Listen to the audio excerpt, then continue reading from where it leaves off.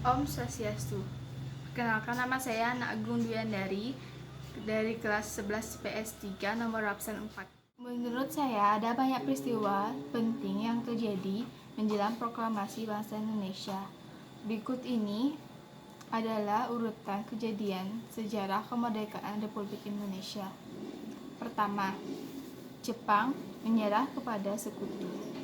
Jepang saat itu memang sedang menjajah Indonesia, tetapi mereka juga mengalami serangan dari sekutu saat Perang Pasifik.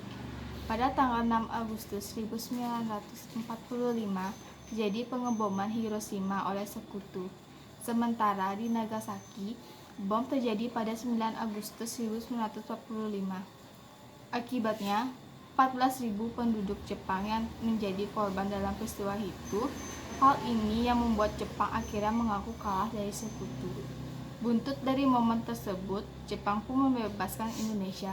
Pihak Jepang menjanjikan pembacaan proklamasi kemerdekaan Indonesia pada tanggal 24. Kedua, peristiwa Rengas Dengklok. Pada tanggal 14 Agustus 1945, golongan pemuda yang terdiri dari Sultan Syahrir, Syahrul Saleh, Bikana, dan Darwis mendesak golongan tua Soekarno dan Mohatta untuk segera melangsungkan kemerdekaan. Namun menurut golongan tua, Indonesia harus memiliki strategi lebih matang untuk melangsungkan kemerdekaan. Akhirnya Soekarno, kelompok muda menculik Soekarno dan Hatta ke Rengas Dengklok, Kerawang, 16 Agustus 1945. Mereka mendesak untuk mempercepat proklamasi kemerdekaan Republik Indonesia. Lalu terjadilah kesepakatan antara golongan tua yang diwakili Soekarno, Mohatta, dan Mr. Ahmad Subarjo dengan golongan muda tentang kapan proklamasi akan dilaksanakan.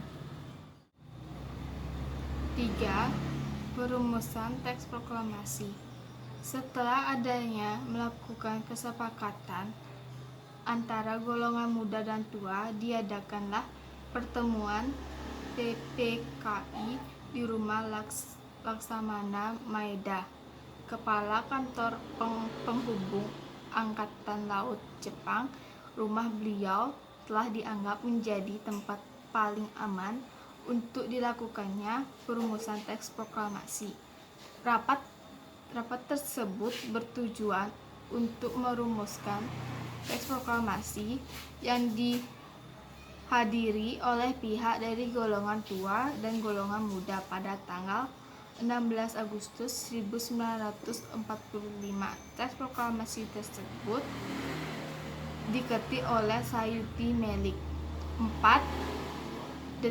Detik pembacaan teks naskah proklamasi. Naskah asli proklamasi yang ditempatkan di Monumen Nasional. Perundingan antara golongan muda dan golongan tua dalam penyusun teks proklamasi kemerdekaan Indonesia itu berlangsung pukul 2 hingga 4 dini hari. Teks proklamasi ditulis di ruang makan di Laksamana Tadashi Maeda di Jalan Imam Bonjol nomor 1.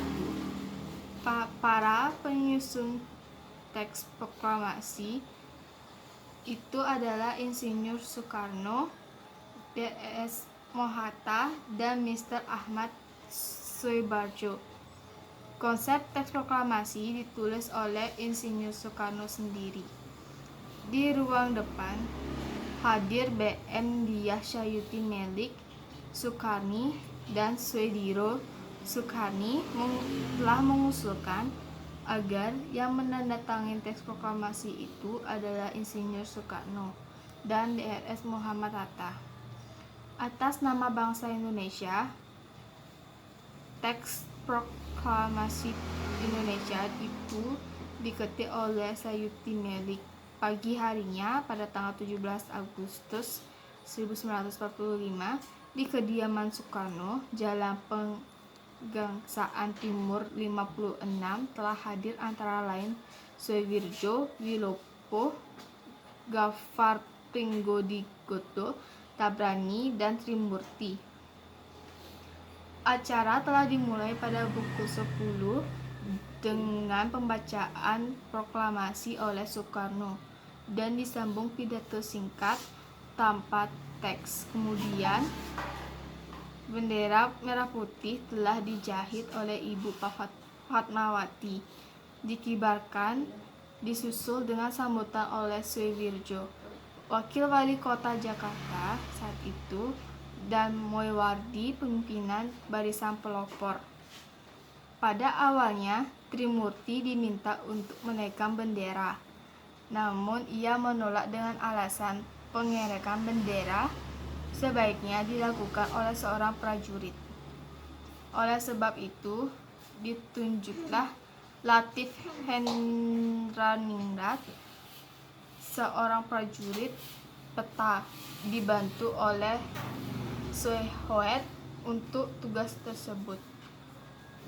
Seorang pemudi muncul dari belakang membawa nampan berisi bendera merah putih yang dijahit oleh Fatmawati beberapa hari sebelumnya. Setelah bendera berkibar, hadirin menyanyikan lagu Indonesia Raya. Sampai saat ini, bendera pusaka tersebut masih disimpan di Museum Tugu Monumen Nasional.